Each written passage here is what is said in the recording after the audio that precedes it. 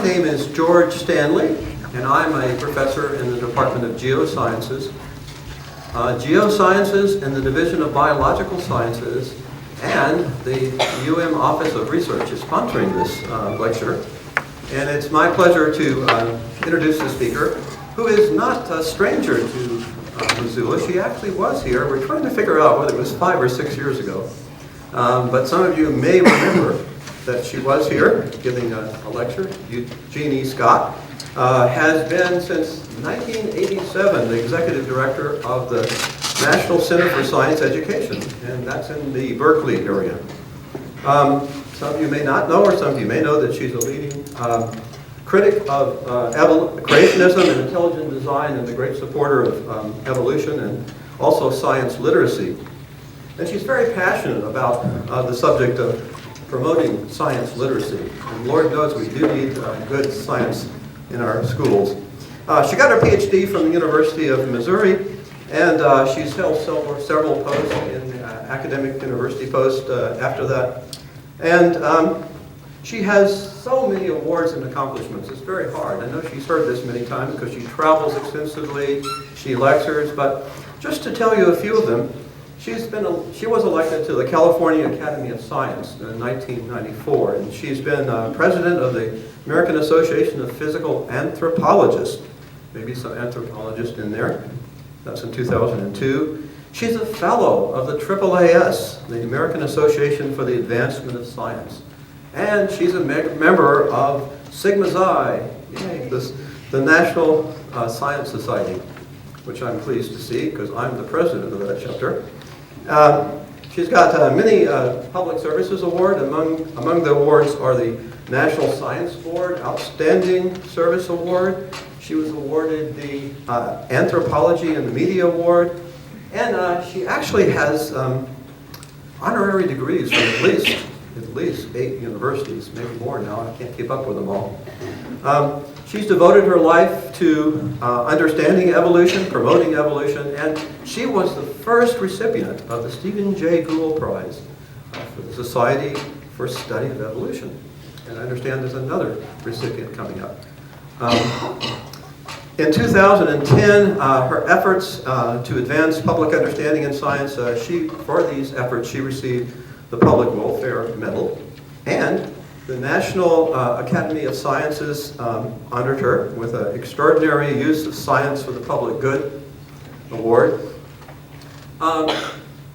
Eugenie is very well known. She's been on television. She's got a book out that's called Creationism versus Evolution, which I think I'm going to use for my class that I teach on that subject.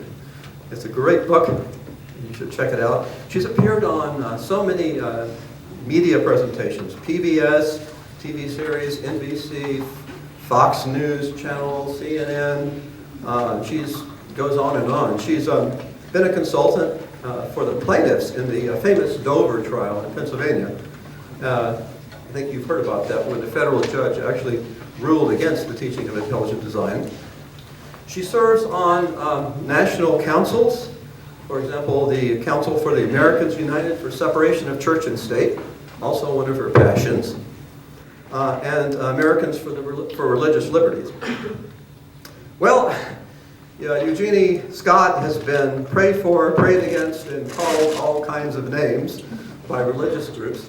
And her outfit is the National Center for Science Education. And it's, of course, you guys know, it's known to be religiously neutral, right? But the creationists are always calling them, and all their members, a bunch of atheists. So Eugenie gets this so much that she's taken to call herself Atheist Eugenie Scott. She reckons that might be her name. Well, I'm not going to call her that. I'm going to call her Darwin's Golden Retriever because of her helping retrieve science literacy and helping restore it to the American public. So I welcome her and give her a hand. Her talk, Evolution and Creationism, News at the Front.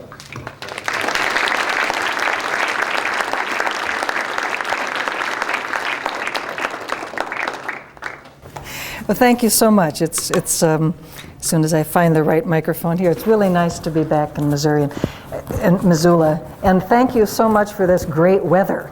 I must say, I feel very at home here in the 60-degree weather here. It's really quite wonderful.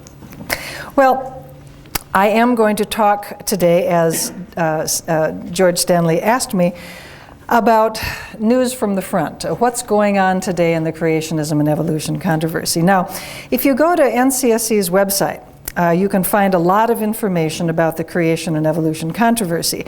If you go to this button up here where it says news, you'll be taken to this page where you can find out a lot about what's going on in terms of the controversy, and also from time to time about anti-evolution legislation. It's been a busy year. In the year 2011 thus far, by the end of April, we've had 9 bills from a variety of states around the country. Some of them the usual suspects, but you know, New Mexico kind of stands out. That's not a typical place where you expect to have a lot of anti-evolution activity. And there's a particular kind of anti-evolution legislation that's appearing that I'd like to talk about because I think it really represents the new face of creationism, if you will. You know, I'm an ex-college professor, and as a former teacher, I learned that you tell them what you're going to tell them, and then tell them what you told them. So this is what I'm going to tell you. That's the first part of this. Creation science begat intelligent design. And intelligent design, the failure, I should say, of intelligent design and creation science begat what we can call the critical thinking approach. And this takes 2 forms.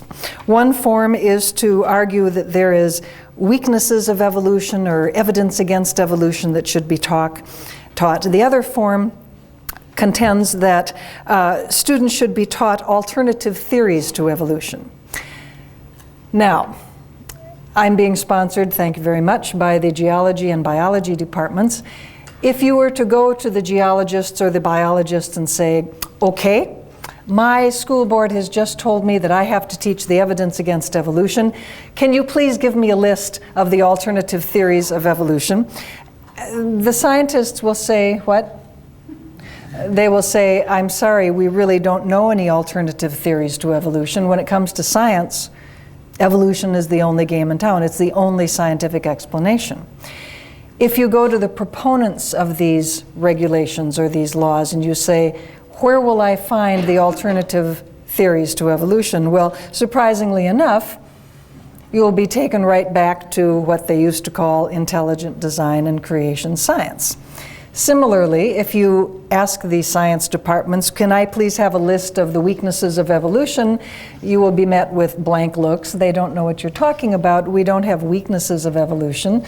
Basically, all of the evidence points to living things having common ancestors. This is the consensus view in science. You have to go to the proponents of these laws to find the list of weaknesses of evolution, and when you compare those to intelligent design and creation science, you find a great similarity, shall we say. So basically, what is happening is that the content of intelligent design and creation science isn't really being changed, but the packaging is. Let's start at the beginning and let me tell you a little bit about each of these players, beginning, of course, with the far left-hand side of this diagram here, creation science. Now, creation science was inspired largely by the writings of Henry Morris, the man in the middle of this slide, who is the founder and president of the Institute for Creation Research until his death a few years ago. Ken Ham is perhaps the best-known creation science proponent of these days, but Ray Comfort is also a proponent of this idea, and there are many, many, many others. Creation science is the idea that a literal interpretation of Genesis is supported through science. It's not just that it's true because the Bible says it's true, but the additional claim is made that there's scientific evidence to support a literal interpretation of the Bible. The 6 24-hour days of creation, a special creation of Adam and Eve, and so forth. And this is supposedly supportable through science, not just through their belief in the Bible. But there's no question but that creation science is a fundamentally religious position. By the way, how's the volume on this microphone? Are you being just blasted to death, or is it okay? Turn it up just a little bit. Well, I think turning it up means moving it closer to my mouth and talking louder. I don't know that this actually has something that I can turn up, but I will try to speak a little more loudly. How's that? Is that good? And if somehow you're feeling totally blasted, just sort of put your hands over your ears and I will behave accordingly here. Creation science is based upon a Christian theological view known as special creationism. In special creationism, obviously God creates because all Christians believe that God creates. But special creationism is a statement about how God creates. And the way God creates is He creates everything in its present form. So if we look at the cosmos, the universe was created as it is, with all the billions of galaxies as we see them. The planet Earth was created more or less as it is. The life on planet Earth was created pretty much as we see it today. The kinds of organisms were created in essentially their present form. So God creates human beings as human beings. Human beings did not share common ancestors with other creatures. He creates pine trees as pine trees, barnacles as barnacles, dogs as dogs, cats as cats, monkeys as monkeys, apes as apes. It's special creation of things pretty much as we see them today. Now, the Henry Morris version of special creationism has this occurring pretty much at the same time, during the 1 week of creation, or 6 days of creation, as described in a literal interpretation of Genesis. The intelligent design people don't usually argue for a single creation event of this sort, of the 6 days. The intelligent design people argue more for consecutive creation over time. I'll get into intelligent design in a little bit. But the most familiar form of creation science is the creation over the 6 24-hour days of Genesis. But the most important part is the creation of everything in its present form. Which is not able to be accommodated with evolution at all. Because evolution, biological evolution, is the idea that living things descended with modification from common ancestors. Cosmological evolution, the kind of evolution they teach over in the astronomy department, is the idea that in fact the universe has had a history as well, and that galaxies formed over time. They did not appear in their present form at one time or even over time, but that an cumulative change through time has taken place in astronomical phenomena as well. And obviously in geology, the planet Earth has cumulatively changed through time as well, and so the Earth has had a history, the Earth has evolved. Now, in creation science of the Henry Morris variety, which is certainly the most widespread, you have what they refer to as the two-model approach, as in this article from the Institute for Creation Research, which is the most respected of the creationist organizations. In the two-model approach, you have two possibilities. You either have special creation or you have evolution. Those are the only two possibilities. And disproving evolution means that special creation wins by default. So if you look at the literature of creation science, you find very, very little, if anything. I worked very hard to try to find these examples for my book, and it was very difficult. You find very few examples of positive evidence for everything occurring all at one time in its present form, which of course is the position they're arguing. You find the vast majority of their literature focusing on showing evolution didn't happen. Either the universe and the planet Earth are too young for there to be time for evolution to occur. Most of the arguments are young Earth arguments. And of course they're right. If they can demonstrate that the universe is not billions of years old, that the planet Earth is not billions of years old, then evolution would have a very difficult time occurring, because the evidence that we have suggests that evolution unwinds very, very slowly. But disproving evolution means that creationism wins by default. And this is what they mean by the two-model approach. I'll be coming back to the two-model approach because it's quite relevant to our consideration of the modern-day form of anti-evolutionism. Well, let me say a few comments about intelligent design, which is really the new creationism, so to speak. Intelligent design arose a couple of decades after creation science, and it became active primarily in the 1990s and the 2000s, whereas creation science has been around since the 1960s. It's led by a somewhat different cast of characters, although there is some overlap in personnel. And in general, the intelligent design people try to keep a cordial relationship with the creation science people, although this is not always reciprocated. I like to let people who hold a position, sorry, I meant to move on to the next slide.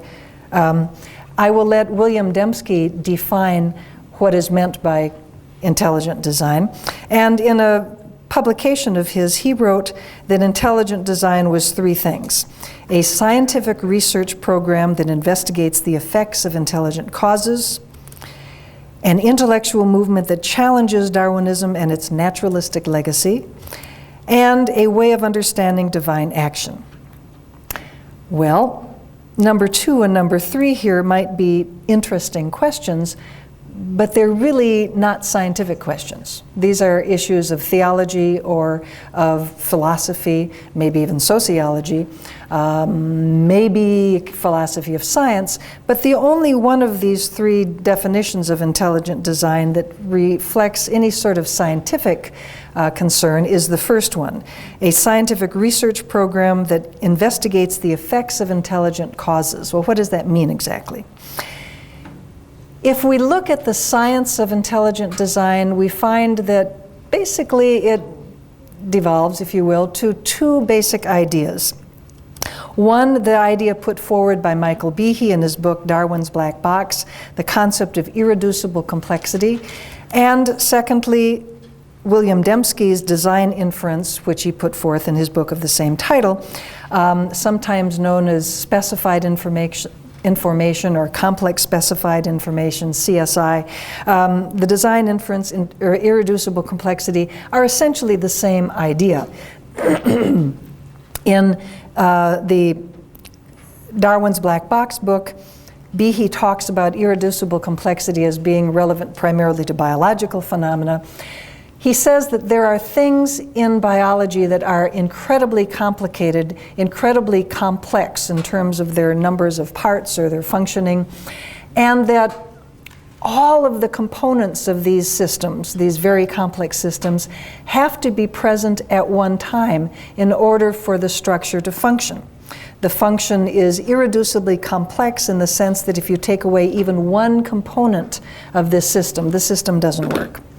And his classic example is the bacteria flagellum motor, the little motor that makes the flagellum, the little tail on the back of a bacteria, go round and round and round at a very, very high speed. It's a very interesting biological structure. And it is very complicated, there's no question about that. The rotor motor of the bacteria flagellum has about, depending on what kind of flagellum you're talking about, anywhere from 40 to 50 different proteins. And Behe claims that all 40 of those proteins have to be there at the same time, or you get a bacterium that just lies there in the water and doesn't move because the rotor doesn't work. If you even take away one of these proteins, he says, the rotor fails. Well, you know, clearly, that idea has been examined by the scientific community. There's plenty of literature out there about the rotor motor of the bacteria flagellum and about the other supposedly irreducibly complex structures that Behe talks about. And just to make a long story short, nobody agrees with him. Nobody from cell biology or nobody from biochemistry believes that the bacteria flagellum is irreducibly complex in that sense, that it could not be produced by a natural cause like natural selection. In fact, there have been more than one model of how, plausible models of how the various proteins associated with the bacteria flagellum motor have homologs with other proteins that are available in the cell and related structures, and a plausible sequence of evolution of the motor can be found without having to resort to an intelligent cause. The basic idea here is that if you can't explain it through a natural cause like natural selection. Therefore, it is unexplainable by any natural cause, and therefore, an intelligent cause had to be involved. In other words, God had to poof it into existence. Well, that's not considered a very valid way of doing science, and the idea of irreducible complexity has been examined and tested and rejected. The design inference by William Dembski is the same general idea, only based upon improbability of a structure forming rather than complexity of a structure, but Dembski will say that irreducible complexity is just basically a subset of this wider concept of the design inference. In any case, what they're arguing is that there is a serious challenge to the idea of the mechanism of evolution of natural selection, and therefore to the idea of common ancestry itself. This is the heart of the intelligent design argument. So in many respects, it's kind of a subset of the idea of creation science, whereas creation science deals with a much wider variety of things, like, for example, whether Noah's flood is responsible for all of the sedimentary geology that we find on the planet, including Grand Canyon and the Himalayas and everything else, and that all of these features of the planet are the result of basically about a year and a half of geological processes, which geologists find a little hard to take.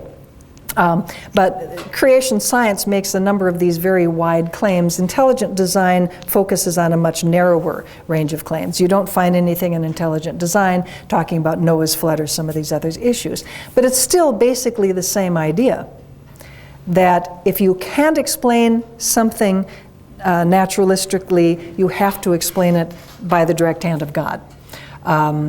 Evidence against evolution is evidence for creationism. It's basically the same kind of idea.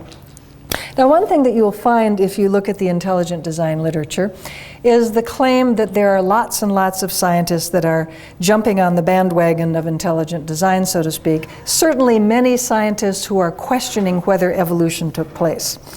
The Discovery Institute published a list of 100 scientists doubting Darwin back in about 2002. It's now up to about 800.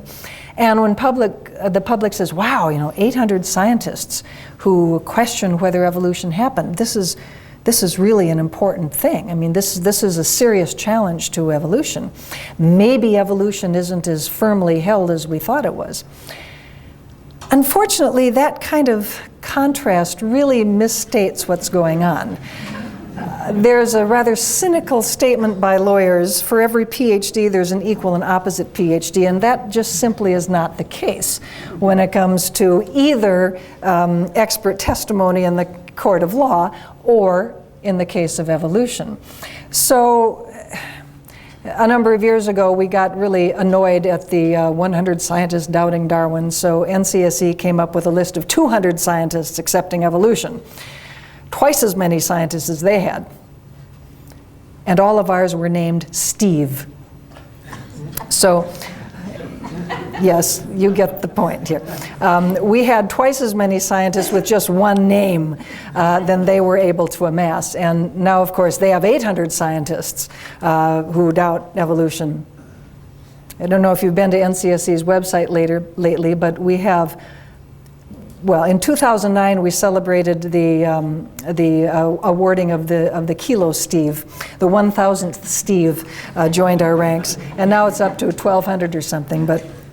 And by the way, just for your edification, the 1,000th Steve of Project Steve was the distinguished botanist from the University from Tulane University's Botanical Garden, Steve Darwin. But to get back to my point here, this idea that somehow there's this equality between the number of scientists who question evolution, the number of scientists who accept evolution, just is simply nowhere near reality. If you look at the tens of thousands of scientists who are doing research in evolutionary biology, that are doing research that in geological evolution or astronomical evolution, the number of scientists who accept evolution of all religious persuasions, not just non-believers, but believers and semi-believers and people who don't care, kind of like me. You have a huge number of scientists over there on the evolution side and a tiny, tiny fraction of them over on the intelligent design side. If you want to demonstrate this to your students, by the way, I mean, they don't have to take my word for it, and they don't have to take your word for it. It's something you can do with high school students or college students. If a student says, well, I understand that evolution is being questioned by scientists today. Okay. This is a campus, university campus. You have a library. Just send your student down to the library, to the science journals, and just have them pick up half a dozen or so copies of Science or Nature or PNAS or any of the other, mainstream science journals, and just tell the students to flip through the table of contents. Are there any articles in which scientists are questioning whether living things had common ancestors? And if they find any, to bring them to you, because that would be very interesting. What they will find, of course, is there are tons of articles about evolution, about the mechanisms of evolution, about the pattern of the tree of life, about the details of evolution, but they will not, I will predict, I could be proved wrong any week, but I would predict that your students will not find any articles where scientists are saying, maybe people didn't share common ancestors with everybody else. Maybe there's not this big net of life, this genealogical relationship of species that evolution claims. Maybe we didn't have common ancestors with other forms. And that's a very nice exercise to do, because even if your students never actually do that, the fact that you give them permission to go and test your claim is a very powerful thing for them to have. All right, so where are we? Creation science and ID. There are many ways of demonstrating, as I claimed, that creation science gave rise to intelligent design. Several of which formed part of the discussion in the Kitzmiller versus Dover trial a few years ago that Dr. Stanley mentioned. Just to quickly review, the school board in Dover, Pennsylvania voted in a policy of teaching intelligent design. A number of parents in the school district did not want their children to be taught a religious view in science class, so they sued. The judge's decision, after a long trial, a 6-week trial, hearing evidence from both sides, the judge decided that intelligent design was not science, it was a religious view, and to promote it in the science class of a public school was promotion of religion, which violates the neutrality towards religion required by the First Amendment of the Constitution, and the policy in Dover was struck down. Not to put too fine a point on it, the school district received a bill for $2 million in court costs from the legal team. This can be a very expensive kind of experiment for a school district to engage in. You are going to lose when you propose these kinds of policies because all the case law is against you. It's a very bad idea to waste your school district's resources. Now, one issue in Kitzmiller versus Dover involved the use of the intelligent design textbooks of Pandas and People, which the intelligent design people identified as the first publication to use the phrase intelligent design in its modern sense. As part of the discovery process, we were able to get a series of manuscripts of the Pandas and People book that had been drafts of the book that became Pandas and People, and we noticed that they all had very creation-related titles. For example, the 1983 version, if you take a look there at the bottom of the chart, 1983 version was called Creation Biology. The 1986 version was called Biology and Creation. 1987 version was called Biology and Origins. And then in 1987, they changed the title of the book to Of Pandas and People. And there were actually 2 versions of pandas, a version which we cleverly called number 1, and a version called number 2. This was our numbering. And then in 1989, the first published edition of Pandas and People showed up, 1993, the second edition. The reason why I went through that whole boring x-axis thing is because something fun's going to happen.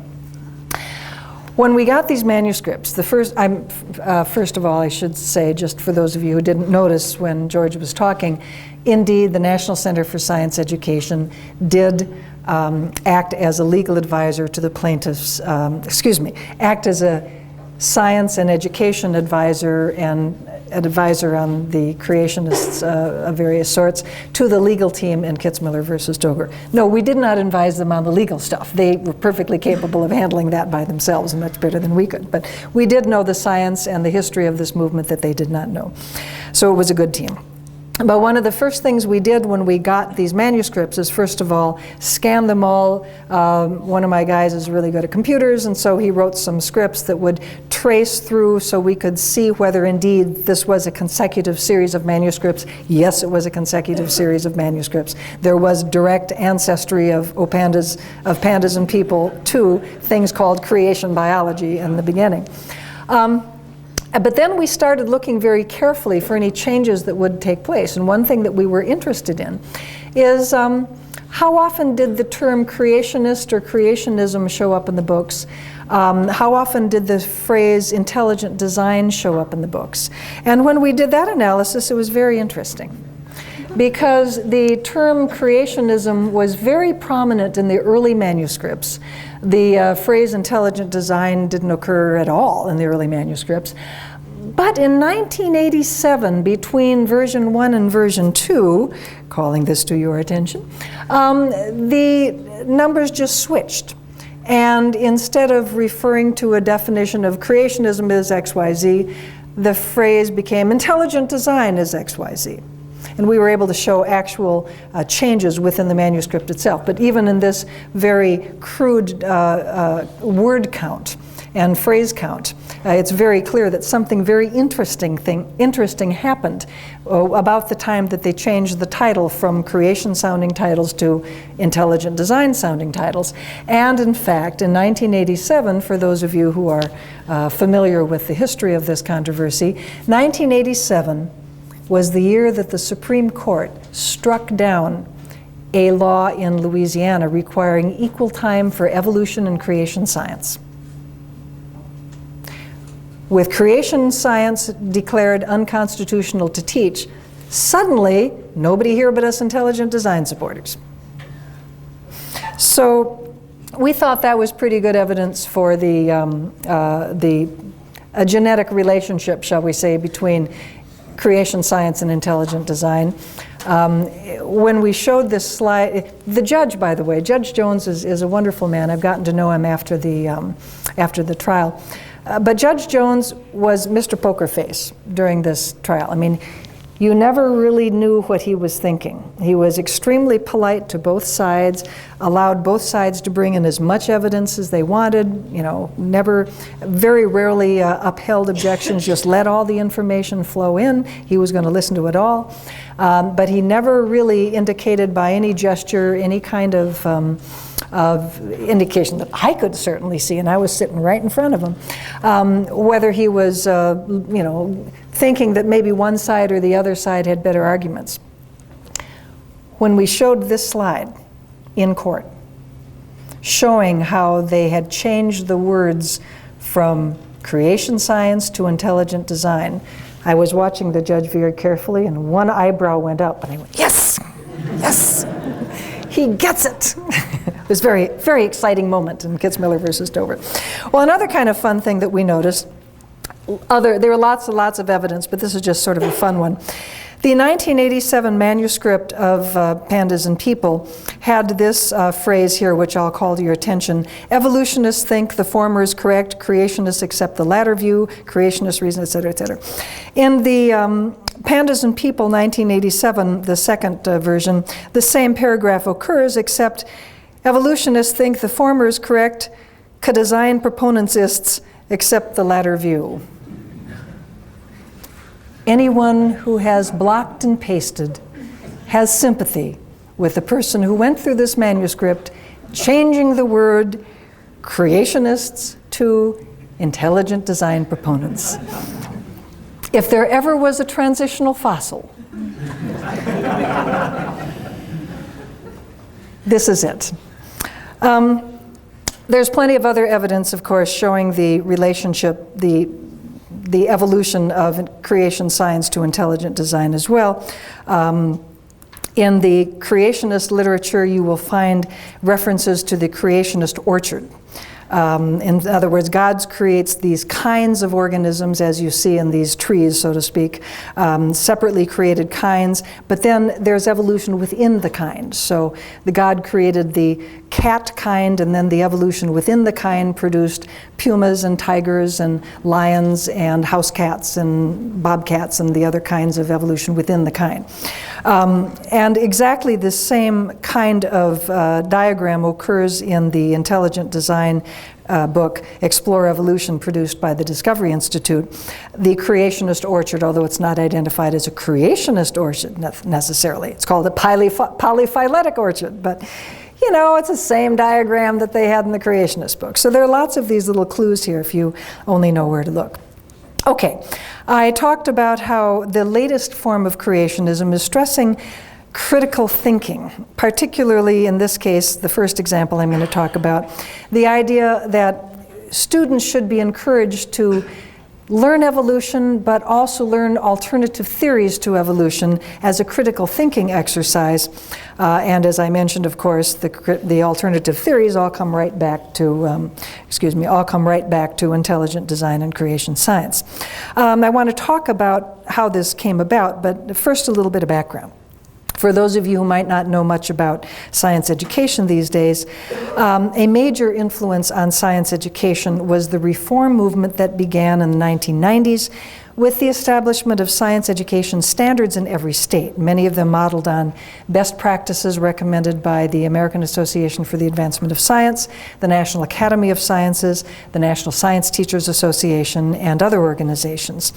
These are the National Science Education Standards, the model standards prepared by the National Academy, the benchmarks for science literacy produced by AAAS. This was followed in 2001 by the passage of No Child Left Behind, the big education act of the Bush administration, components of which emphasize the importance of having very high standards, which is just fine. Sorry, this is a very twitchy keyboard today. And also high stakes testing for accountability. So students have to be tested at frequent intervals in No Child Left Behind, and obviously that they have to be, there has to be some criteria, some standard on which you would test these students in the state. So obviously you're going to use the state science standards as the basis for these high stakes tests. What that means is, in every state since 2001, where science education standards have come up for revision or for review, there has been a big fight in almost every state. There's been a big fight about how evolution should be covered. Because the people who don't want kids learning evolution realize that if evolution is in the standards, they will be in the tests. If they're in the tests, they'll be taught. So getting evolution out of the standards is the first step in getting evolution out of the curriculum.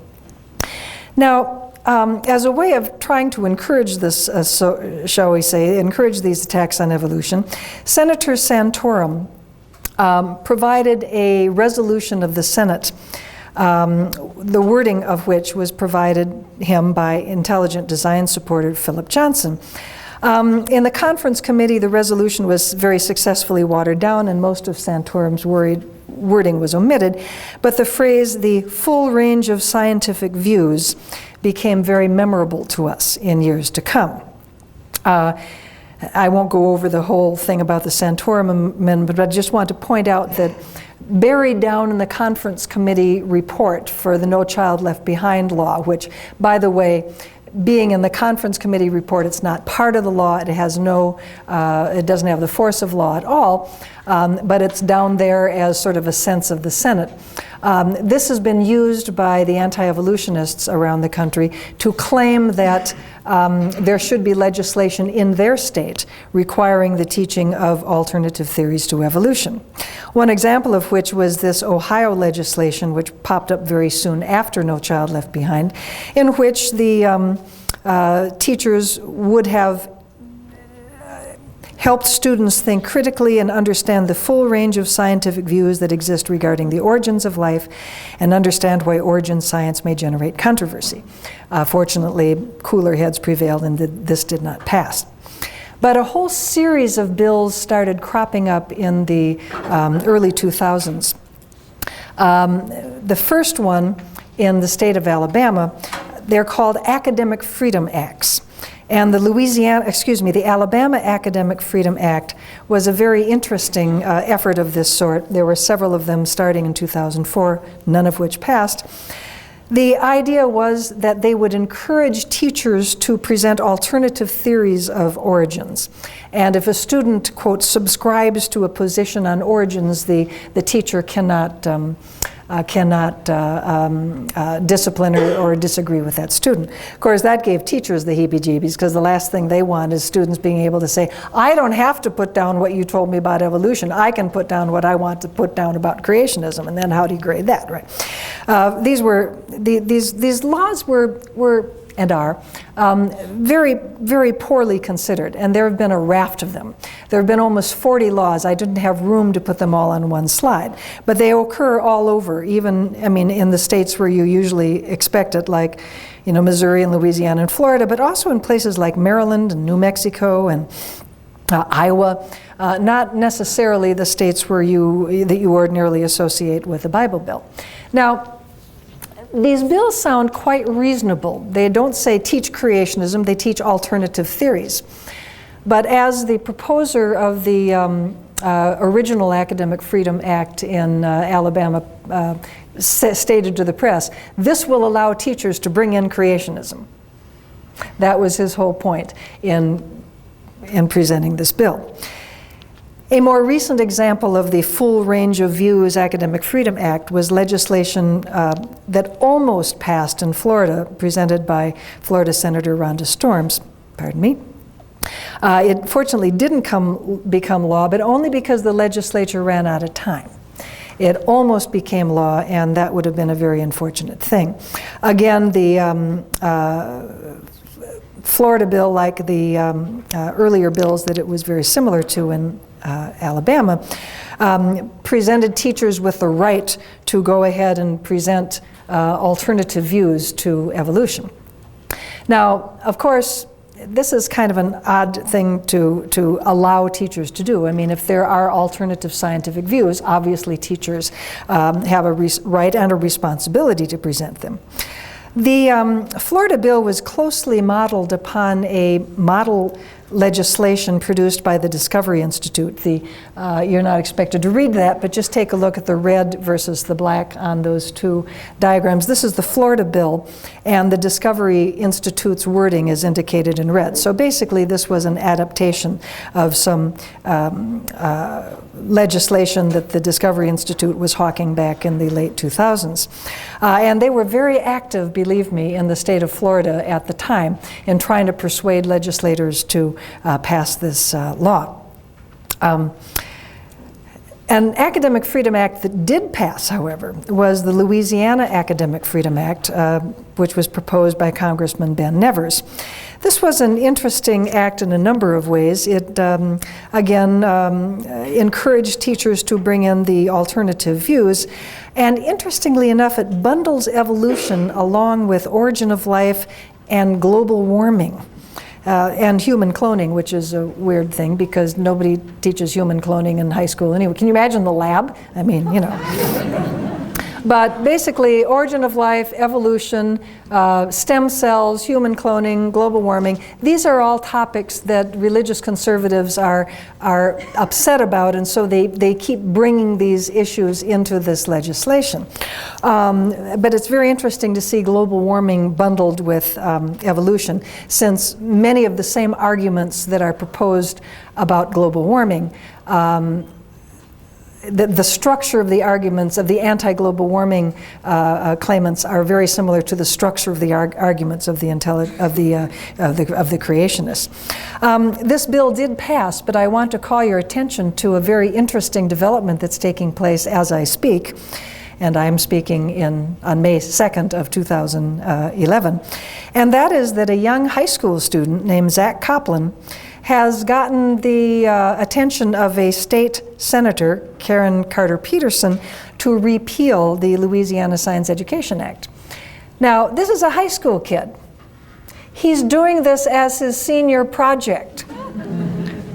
I mean, go Zach, right? I mean, this kid is really together. I've been so delighted to see how much success he's having. I mean, I really didn't think he was going to be, I confess, I did not have confidence in Zach when we first started working together many, many, many months ago. I thought, oh, this is nice. He's doing this as a senior project. Well, it turns out that his dad is a politician in Louisiana. His dad is giving him lots of really good advice for how to mount a campaign and so forth. And the kid is really having a remarkable amount of success. He's got 41 Nobel Prize laureates signing a statement to the legislature saying this bill should be repealed. I mean, go Zach. Those of you who are high school students or college students, go thou forth and do likewise. I mean, you can make a difference in your state, believe me. So watch to see what happens with this. Who knows whether this will succeed? But he's done great work thus far. Now, we were talking about critical thinking and how it's manifested in teaching of alternative theories. I want to look at the other branch, shall we say, of this itinerary here, of this road map that I'm taking you down. Teachers are being exhorted to teach critical thinking to students in the guise of teaching the weaknesses of evolution or the evidence against evolution. Basically not dissimilar to the alternative theories to evolution, but slightly different wording, slightly different focus. And again, when you trace these back, they go right back to what was the case with intelligent design and creation science. Now, an example of this was a high school teacher, Rodney LeVake, in Minnesota, who back in 2001 wanted to teach that evolution was weak science, it wasn't supported by science. His school district said, no, Rodney, we want you to just teach the curriculum, just leave out all the evidence against evolution stuff. And Mr. LeVake sued his school district for his free speech right and freedom of religion right, interestingly enough, which was a weak thing to argue, that evolution was weak theory and he should have a right to teach this. His complaint, he said, that he holds the view that teaching of evolution in high school should be accompanied by a critical examination of the scientific arguments and evidence both for and against the theory. When this went to state court in Minnesota, the judge who heard this case, and it was a full trial, concluded that plaintiff asserts a free speech right to teach the criticisms of evolution in the biology classroom. Plaintiff's position is wrong. The reason why it was wrong, this seems how unfair. A high school teacher has no academic freedom. Well, as a matter of fact, that's true. A high school teacher doesn't have the kind of academic freedom that college professors have. And think about that, that's not such a bad idea. The community has an interest in having continuity from one classroom to another at the K-12 level. Right? You want to have the kids in Mrs. Brown's class learning the same thing as the kids in Mr. Johnson's class, not learning something totally different so that when they go on to Mrs. Peterson's class, half of them are prepared and half of them aren't. There is a sequence of knowledge that is important at the K-12 level, and a school district sets the curriculum for that. The way it works is, and what courts have held over and over, is that if you as a teacher sign the contract with that school district to teach in that district, you have agreed to teach their curriculum. You can't just go and freelance and teach any old thing you want, like Mr. LeVake was trying to do. Now, I have a hypothesis. There were a series of cases like Mr. LeVake's in which a teacher wanted to teach creationism, or in the case of LeVake, evidence against evolution. The district said, no, we don't want you to do that. The teacher sued the district for their right to do this, and in every case, the teacher lost. This is quite a series of cases, all of which had the same output. My hypothesis is that these academic freedom laws were stimulated by noticing that there were teachers out there who were perfectly willing to teach creationism, but their districts told them not to.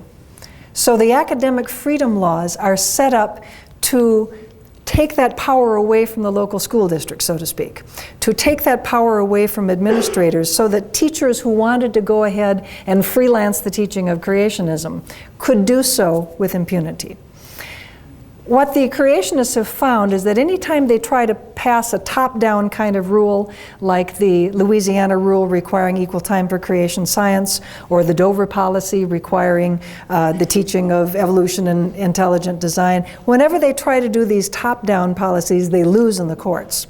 So this is an effort, I think, this is my hypothesis, this is an effort to try to encourage a bottom-up strategy. You protect teachers from give them a get-out-of-jail-free card, so to speak, so that if they decide to teach the alternative views or they decide to teach the evidence against evolution, they can do so with impunity. Their supervisors, their administrators, their school boards can't punish them for doing so. This is a very bad idea educationally, and these people really haven't thought this through. Well, what happens if a teacher in a history class wants to give a critical analysis of the Holocaust? You know, you go to the internet, you can find lots and lots of people who deny that the Holocaust happened. Holocaust revisionism is what it's called. So should a high school teacher teach standard World War II history and give equal time to the alternative view that the Holocaust, you know, that they just used those ovens for delousing clothes? I think most people would consider that to be crackpot history, and that's not what we should be teaching. Well, similarly, at the high school level, at the junior high level, in science, you teach the consensus view of science. The consensus view of science is that evolution happened. That is what should be taught in the science classes. If creationists want the consensus to change, knock yourself out. You have a right, and you can just go ahead to the science community and persuade them that you have a better mousetrap. No pun intended, Michael Behe. You have the right to argue with the scientists that you have a better explanation than evolution. And if you persuade the scientists, that'll trickle down into the high school classroom. But to go directly to the high school classroom and try to persuade the school boards to accept your science is really perhaps the most unfair thing about this whole controversy, which ironically is always framed in terms of being fair to creationists. So it's kind of an interesting experience here. So I think that these academic freedom laws really are partly a way to try to work around the First Amendment. Now, there's plenty of opportunities to find examples of academic freedom kinds of phenomena. The Discovery Institute, for example, has an academic freedom petition, which you can find at academicfreedompetition.com. I'll blow up the relevant part here. Teachers should be protected from being fired, harassed, intimidated, or discriminated against for objectively presenting the scientific strengths and weaknesses of Darwin's theory. Students should be protected from being harassed, intimidated, et cetera, et cetera. Well, you know, this all sounds really good. You know, why shouldn't we protect students? Why shouldn't we protect teachers for this kind of behavior? And at the academicfreedomact.org site, you have this teacher saying, "Let me teach. Why can't I supplement my science class with current articles and balanced discussion?" Linguistic tip. If you were ever reading about evolution and you run into the word balanced, dollars to donuts, you have a 95% chance that you are reading a creationist site, because they're the only ones who talk about balance in this context. But anyway, here's a lovely student. "Let me think. Why can't I be allowed to decide for myself what the truth is?" Oh, really? Because you're in 7th grade, sweetie. You know, we don't ordinarily let 7th graders decide why water rolls downhill. I mean, we sort of tend to go with the consensus view of science on that. But this gets us into the two ways in which we use the word belief, because these kinds of arguments are always couched in terms of, well, students don't believe in evolution, why should they have to study it, you know? And I'm really glad that we're in Montana here, because you know, we're not in the middle of New York or someplace where there's lots and lots of media. This is a nice, quiet little intimate discussion of just me and the 100 or so of you in this room, and so I can confess to you something that I would not want to become generally known. And please keep my secret. Eugenie Scott does not believe in evolution. All right? I don't believe in evolution. I don't believe in thermodynamics. I don't believe in heliocentrism. I don't believe in plate tectonics. I don't believe in cell division. I don't believe in atoms. I don't believe in the kinetic theory of matter. But I do have a lot of beliefs. There's a lot of things. Oh, and I don't believe that microorganisms cause disease. I do believe in a lot of things, though. I do believe in free speech. And I believe in the separation of church and state. I believe in taking steps to curb global warming. I believe that teachers should have collective bargaining rights on Wisconsin. I believe that my husband is the smartest, funniest, and best-looking man I know. Now then, is there any difference between these two columns? Is there any reason why I might want to not use the word belief in both contexts? Because this is two very, very different ways of using that verb, isn't it? All right? No, I don't believe in thermodynamics because science is not a belief system. The difference is that these are opinions. These are not opinions. The reason why we don't let seventh graders decide what the truth is because we're talking about science. Seventh graders are we're happy to have you decide what the truth is when it comes to many things that are matters of opinion. You can decide what the truth is when it comes whether, we should use embryonic stem cells, whether it's moral or immoral to do that, whether abortion is moral or immoral, whether the Republicans or the Democrat have a better medical plan. There's lots of things about which we can have opinions on. And seventh graders and anybody else is free to express their opinions on those. But whether the earth goes around the sun or the sun goes around the earth is not an opinion in the mind of most of us.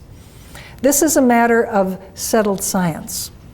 And no, it is kind of silly to let junior high students and high school students decide what is settled science. The job of the high school teacher is to present the consensus view of science. That's what they should be doing. Now, let me just very quickly summarize the no, I won't, because I've been talking for a long time. Well, very quick summary of the Academic Freedom Act and Evidence Against Evolution approach. They're very careful to avoid religion. They never mention religion, creationism, any of that, because that's the way they avoid the Establishment Clause of the First Amendment. They stress free speech and academic freedom, because, of course, these are very popular cultural values. They tend to be protective bills, that a teacher is protected if she teaches alternatives to evolution or evidence against evolution. They also, interestingly enough, tend to be permissive bills, in that a teacher is not told, as in Dover, go and do this. A teacher is told, you can go and do this. Now, this is a legal strategy on their part. I'm not a lawyer, but I hung out with lawyers for a lot of the 25 years I've been at NCSE, and so I've picked up a little through osmosis. And one of the things that I've learned is that when you have a bill that is directive, when you have a bill like the Creation Science Equal Time Laws or the Dover Bill, where a teacher is told to go out and do something, that is much easier to challenge in court, because you can go to a judge and say, Judge, we think this bill is going to cause harm. Look, on the face of it, this bill is going to cause harm. We are bringing a facial challenge to this bill. When you have a bill that's permissive, that says, teachers, you're allowed to do this. You don't have to, maybe you don't want to, but you're allowed to do this. That requires a little different kind of consideration. You can go to a judge and say, Judge, we think this bill is going to cause harm. The judge many times will say, well, it's just permissive. We don't know whether it's going to cause harm. Let's see how this plays out. Let's just let the teachers do it, and then you can bring a case if bad things happen. This is called an as-applied challenge in the legal parlance. An as-applied challenge is much, much harder than a facial challenge. Think about this. When you are doing an as-applied challenge, you have to wait, you've got to find the teacher who's stepping over the line, number one. That's hard to do, right? You know, how many times does your kid come home and say, guess what we learned in school today, Mom? No, it's like pulling teeth to get out of kids what happened in school, right? So you generally don't know what's going on. Sometimes teachers will teach creationism for decades before we find out about it. So not only do you have to find the teacher, which raises the bar right there, you also have to find a student, a plaintiff with standing, which means either a student in that class or someone who is in the class that's going to be taking that class next year. In other words, a student who would be harmed by the practice. That's two very difficult barriers to surmount. So as applied challenges are much tougher than facial challenges, which is why these are permissive bills. You know, creationism evolves to the legal environment in which we have placed it. This is very clear that this is definitely a legal strategy of theirs. And they avoid singling out evolution by embedding it with other topics like global warming and so forth and so on. And actually that's also a legal strategy because there are specific Supreme Court, there's a Supreme Court case, the Epperson case, that says that you cannot single out evolution for special treatment because that is ipso facto evidence that you are doing this for religious reasons. And actually, when you think about that, it should be pretty obvious that this is being done for political reasons. Nobody singles out any other part of the curriculum other than evolution for critical thinking. That's curious, isn't it? Maybe they have other than just critical thinking in mind. All right, so the scenario I began with, I hope, has been at least partly illustrated. Creation science gave rise to ID. The current situation is a critical thinking strategy, which has two manifestations: the weaknesses of evolution, or the evidence against evolution, and the alternative theories to evolution, which of course feed back eventually to the earlier intelligent design and creation science patterns. I'll bet you folks didn't really realize that evolution was in such tough shape. Well, obviously, evolution is not going out of business. It is being pursued by research scientists at this university, all other universities, and in the biologically and geologically related applied fields as well. But I think we really need to pay attention to this latest form of creationism because it is much more subtle than the earlier versions of creationism, which wore their religious beliefs on their sleeves more, so to speak. This is not your grandfather's creationism, if you will. If more of these academic freedom bills pass, I believe they will have a very chilling effect on the teaching of evolution in the public schools. We know that there were several school districts poised to institute Dover-type policies before Kitzmiller versus Dover took place. We know that there were several states that were ready, they had intelligent design legislation ready to be introduced, waiting to see what happened with Kitzmiller versus Dover. Fortunately, Kitzmiller was a terrible loss for the intelligent design movement, and with very few exceptions, we've had virtually no school districts trying to pass intelligent design policies, and maybe only one or two pieces of legislation that specifically recommended intelligent design, and they died instantaneous deaths in committee. What are we going to do about this? Well, I do encourage you to stay informed about these issues. Do keep an eye on your own state legislature. Do keep an eye on your own local school districts, and watch out for these innocuous sounding, but actually creationism in wolf's clothing, if you will, kinds of bills. But I do want to try to focus also on the long-term solution to these problems, because obviously we'll have to watch and monitor the immediate problems of the passage of these laws and regulations, but the long-term issue really does have to do with science literacy in our culture, with the improvement of science education in our public schools, and I would also argue with the improvement of science education at the university level. And I was teasing George Stanley earlier today. Whenever I speak at universities where there are a lot of scientists in the audience, I make sure that I harangue them about the importance of doing a better job teaching evolution and teaching the nature of science. Because there's the tendency, and I know I'm a recovering college professor myself, I know there's this tendency that you start out your semester, this is the nature of science, and the students write down, okay, here's another lecture about the nature of science, and it's repeatable, and it's experimental, and it's public, and peer review, yes, right, and they write this down because they've written it down every semester, and they haven't a clue what you're talking about. They don't know that science is about asking questions, and it's about explaining the natural world, and it's about testing your explanations about the natural world. And if you asked your students to set up a test of a statement about the natural world, they probably couldn't do it. Although they've religiously written down that introductory lecture every single class that has been taught in science from the time they were in junior high on.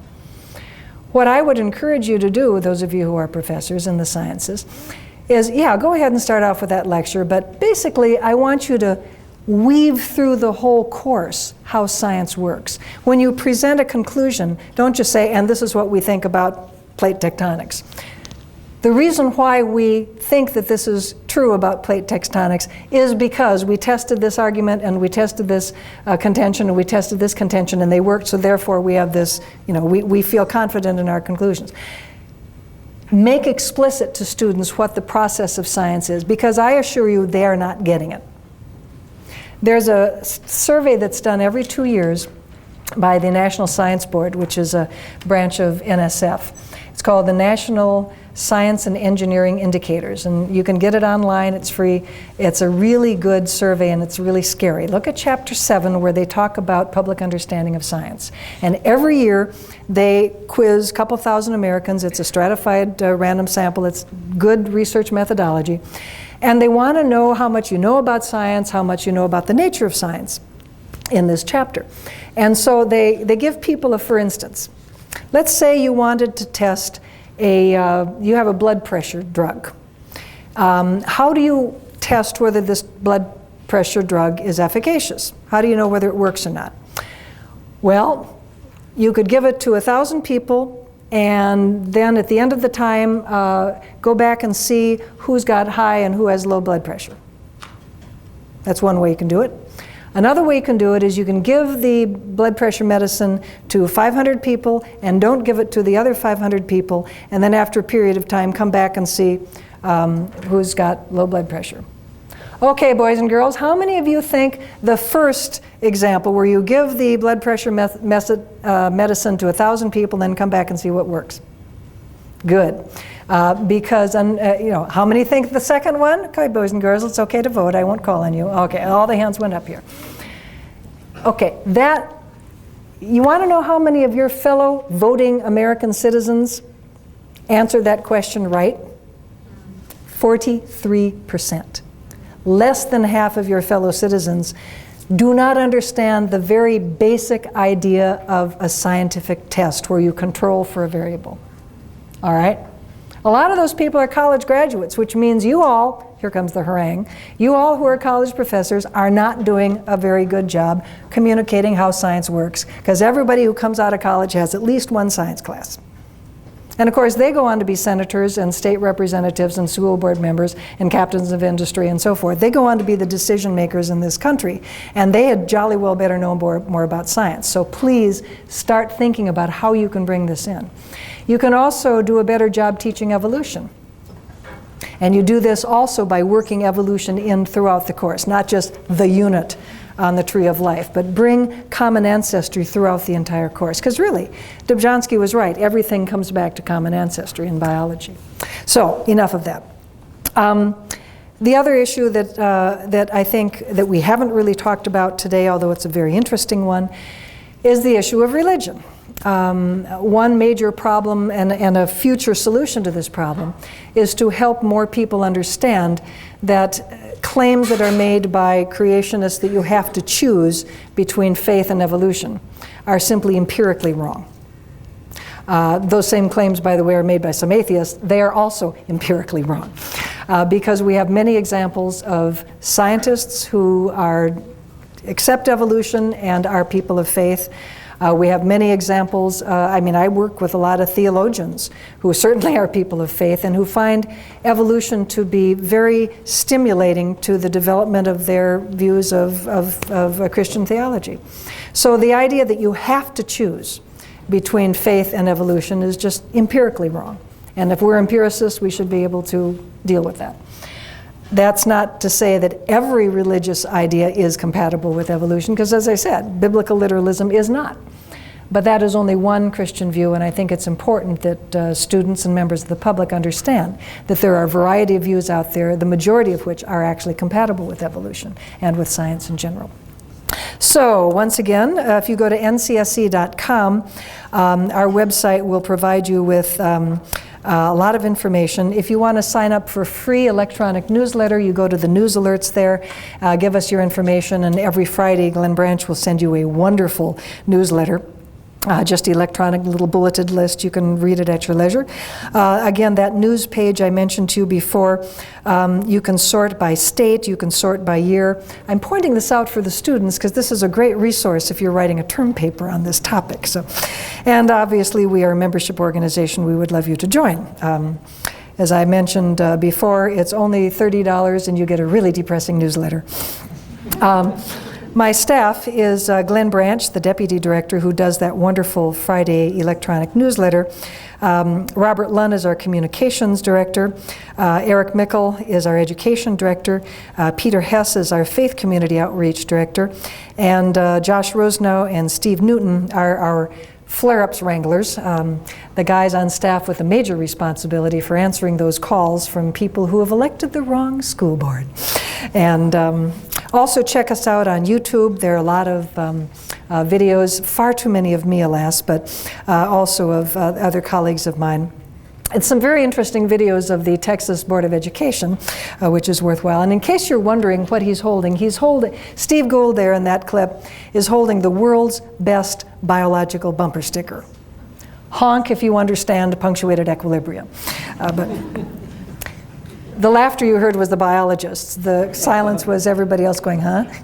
At any rate, it's a real knee slapper if you're a biologist. Also, if you want to like me, you can like me on Facebook. I can't friend you anymore, alas. I have too many friends. Facebook has a limit, so I started a fan page. You don't know how embarrassing that is for a girl from Wisconsin. I have a fan page. I really do come from Lake Wobegon. This feels, very strange for me to have a fan page. But anyway, Eugenie.Scott, you can like me there and I will update. I updated some things about Missoula today, by the way, which some of you would be interested in seeing. Thank you for inviting me back. I've enjoyed my visit here a lot.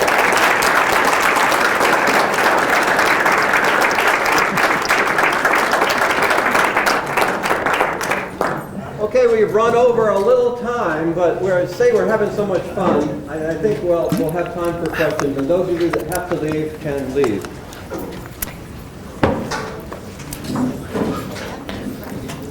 Yes, ma'am. One of the issues that sort of puzzles me is that people like me that are from Spain and people like the person sitting next to me from France, countries that are 99% Christian. It was never, ever an issue in our schools. Why is that? Please don't think that I am blowing off your. We were very science. No. That's not. Please don't think that I am blowing off your question. But no, I get asked this question so often. The question, her question was, why here? Basically, because you go to Spain or France or someplace, you just don't have this anti-evolutionism. What's wrong with you people? Not only why here, it's going to France. It's going to France. It was never there. Alas, it is getting exported. But a few years ago in 2006, I wrote this article on why we have this problem predominantly in the United States. It's not that I don't enjoy answering the question, but I thought I would give you a reference to it. It's in Cell, February 10, 2006, Creationism and Evolution, It's the American Way. It's a short little essay about why the history of religion in this country and the history of education in this country have largely together explained why we have the somewhat more conservative Christianity in this country than you have in Europe. And also why we have this very decentralized education system in the US, which has resulted in the politicization of education more so here than in places where you have much more top-down curriculum. One of the first things I have to tell a foreign reporter from Europe or Japan or Great Britain is, you know, in the US we don't have a national science curriculum. And there's this long pause on the other end like, how can a modern industrial country not have a, you know, well, we don't do it that way. It's because we've got this decentralized, you know, local control of education. You know, I'm not dissing local control of education across the board. There are things for which it's good. Curriculum is not one, okay? It's not, there's no reason why the curriculum in Montana should differ from the one in Kansas or California. This is silly.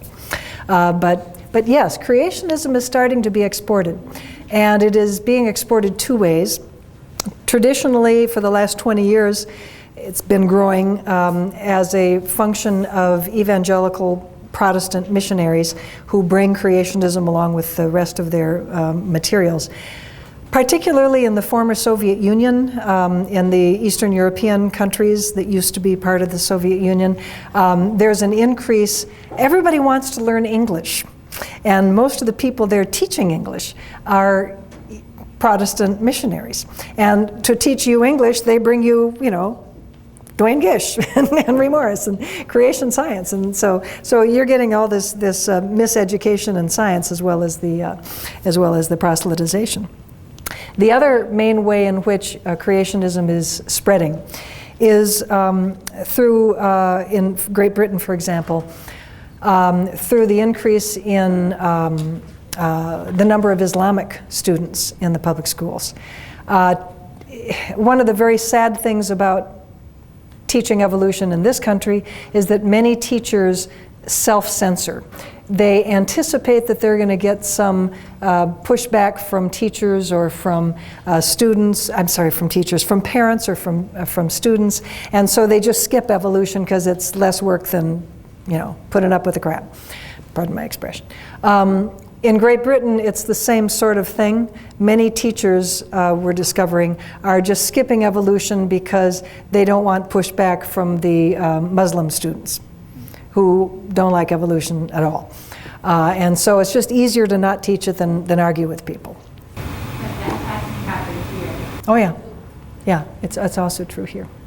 Any other Sir, I'm sorry, go ahead, George. In the leather jacket.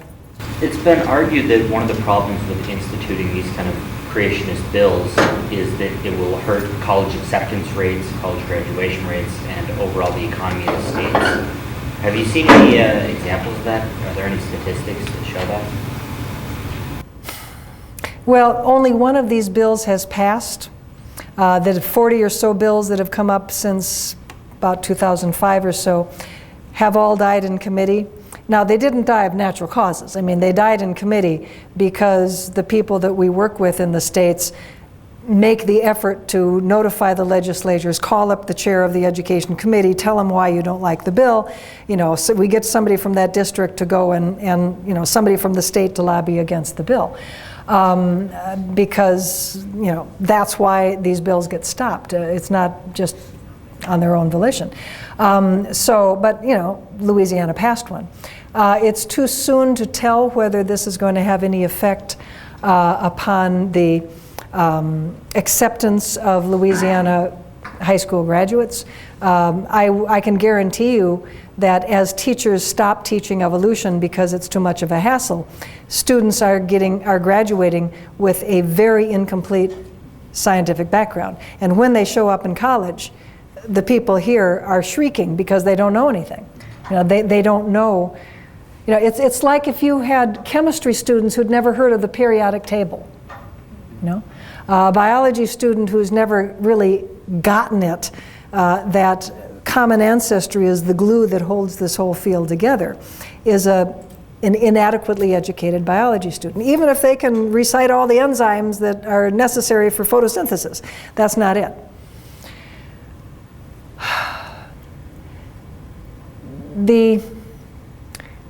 The general science literacy of the United States is low enough.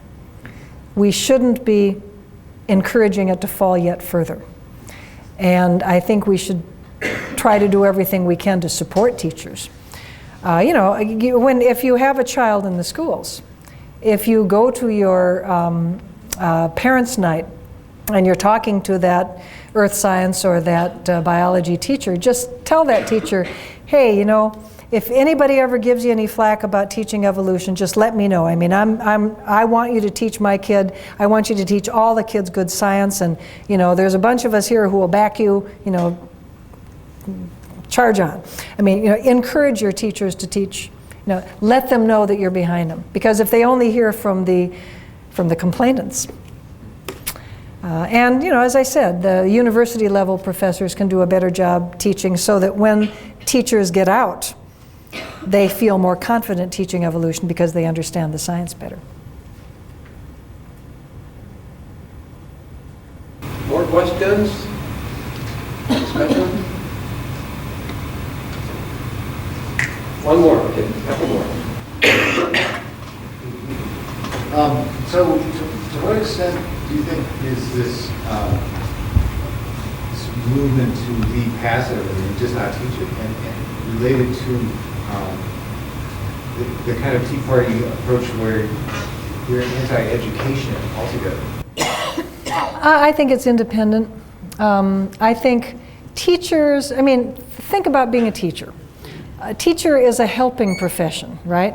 The people who go into education are wonderful people, but they go into education because they like kids, they want to make a difference, they think that they can, help.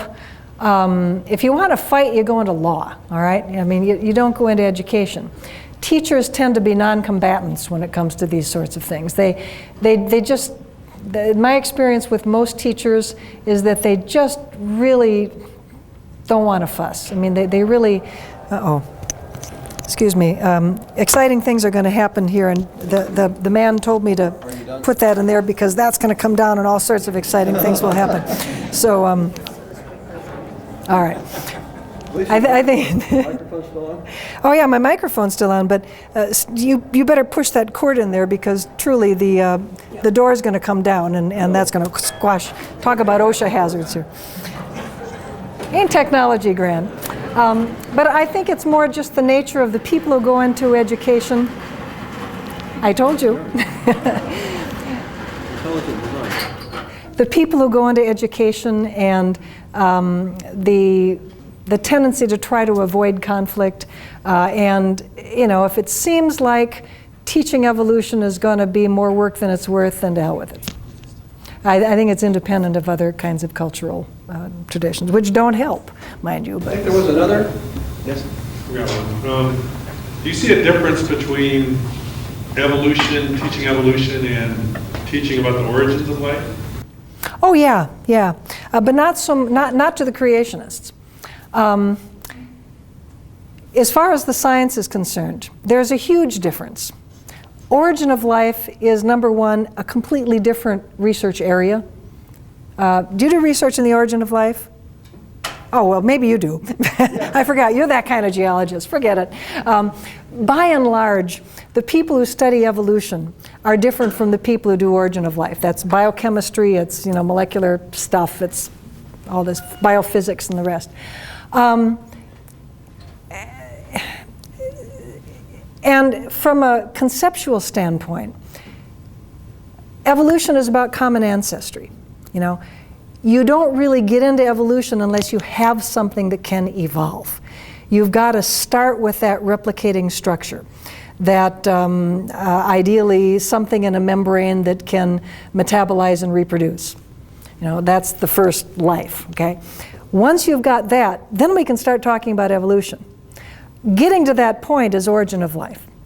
Now, from evolution on, so to speak, from that replicating of metabolizing structure on, the evidence is exceedingly good that living things shared common ancestors. Okay. And we can trace a great deal of the tree of life. We can't get back to that single organism because at the very early stages of life, there's so much gene swapping around that it's this big banyan tree matrix. It doesn't go back to a single point, which is fine. But there's a tree, okay? Once you get eukaryotes, you got a tree. Once you get multicellularity, you get a tree. There's no question. Nobody argues about that. Origin of life, on the other hand, there's much less of a scientific consensus. You wouldn't really be able to go to the Origin of Life Research Convention and say, okay, give me this scenario. Tell me how we get from inorganic molecules to organic molecules. We've got a bunch of that. How we get from organic molecules to something that can replicate. We've got pieces of that. To something that can metabolize. We've got pieces of that. To something that can replicate and metabolize that's in a membrane. We got pieces of the membrane story, but we don't really have a whole sequence of step by step by step that we can all agree, say, this is really plausible. We think it happened this way. So the origin of life is a much more tentative kind of science. There is not the consensus on origin of life that we have for, multicellular evolution. So what the creationists do with that, they look at origin of life as the soft underbelly of evolution, and they claim, falsely, that if we can't come up with the answer to the origin of life question, then the whole edifice of common ancestry also falls. Wrong. That's making a category error. But they go on and on and on about this. And I had some rather sharp exchanges with some of the intelligent design people who were convinced that because the early prokaryotic and eukaryotic horizontal gene transfer matrix was so much more complicated that you really aren't going to get back to a single cell. We're not going to be able to reconstruct that. There's just too much junk going on. Therefore, evolution didn't take place. Well, baloney. That's just silly. Anyway, does that get to your question? But one more. Time for one more.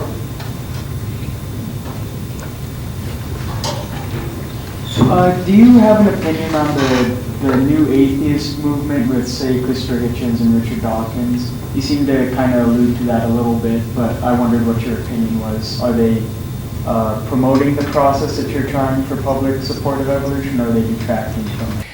Well, Richard Dawkins and I have common goals in one sense. We both would like more people to understand science, understand evolution, and ideally accept that evolution happened. I mean, we share that goal. Richard has an additional goal, which is to create more atheists. That's not my goal. I believe that you make allies where you can agree, and you agree to disagree where you disagree. George made a joke about the atheist Eugenie Scott. I made that comment once. The creationists seem to delight in referring to me as the atheist Eugenie Scott, so it's like that's my first name, and Eugenie is my middle name now or something. I don't call myself an atheist because, at least in the United States, the word atheist has the connotation not just of not believing in God, but being anti-religious. And I'm not anti-religious. It's another way that Richard and I disagree. I'm not anti-religious. I don't think that all religion should be stomped into the ground like some of my colleagues do. Not at NCSE, by the way, colleagues in the big world. If there is a Eugenie Scott manifesto, it is fight against crazy ideas that hurt people. Some of them are religious, some of them are secular. Not all religious ideas are crazy ideas that hurt people. I'm okay with that. Thank you again for inviting me.